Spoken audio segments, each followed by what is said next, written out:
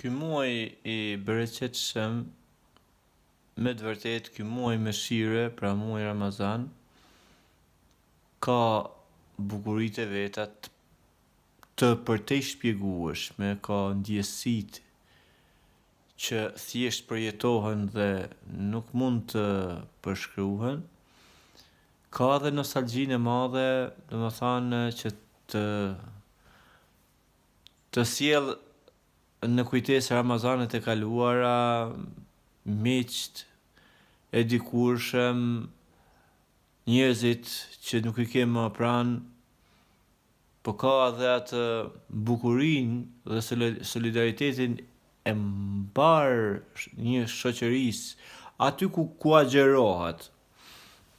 Edhe sinqerisht më vjen mirë, kënaqem pafundësisht këtu në qytetin e Hasit, për shembull, edhe në fshatat e Hasit, këtu ku jetoj, ku shef njerëz që ndoshta nuk kanë pas njohuri fetare, të nxitur nga një ligjërat ose nga një libër ose nga një flet palosje, ndoshta nuk kanë qenë praktikues të namazit, por që kanë filluar të agjerojnë, kanë filluar të interesohen rreth kushteve të Islamit, rreth bazave të Islamit.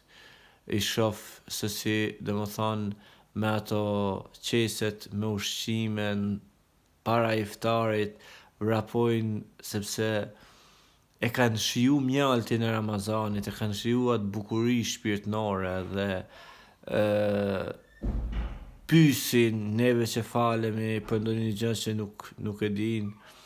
Por Ramazani është muaj që e bën zemrën të ndjeshme, e bën njeriun të mendoj ndryshe, të përjetojnë, të ushqej shpirtin dhe të ketë një dëmshuri për mbar botën. Pa njeriu që agjeron dhe ka vetëm pak horizont, e ndjen të nevojshme të ndryshoj realitetin që aktual, domethënë, unë mbaj mend këtu e 5-6 vite më përpara. Më zuri një Ramazan në Shkodër. Jetova 3 muaj në Shkodër dhe Ramazani ka qenë maj, mos gaboj. Ramazani më zuri në qytetin e Shkodrës. Edhe kisha mikun tim të ngushtë, shokun e klasës, në shkollën e mesme, dashamirin, punonte kamarier. Aso kohë e përshëndes nga zemra, tani jeton në Gjermani. Punonte kamarier në Bedonalin Shkodër. Pas çdo iftari, besomni shumicën e kohës që shkoja dhe pije kafe tek dashamiri, që është I fesë së krishterë dhe nuk na pengonte as pak. Madje ndiheshim shumë mirë me njëri tjetrin dhe bisedojmë, nga që është një intelektual, një mendje e ndritur.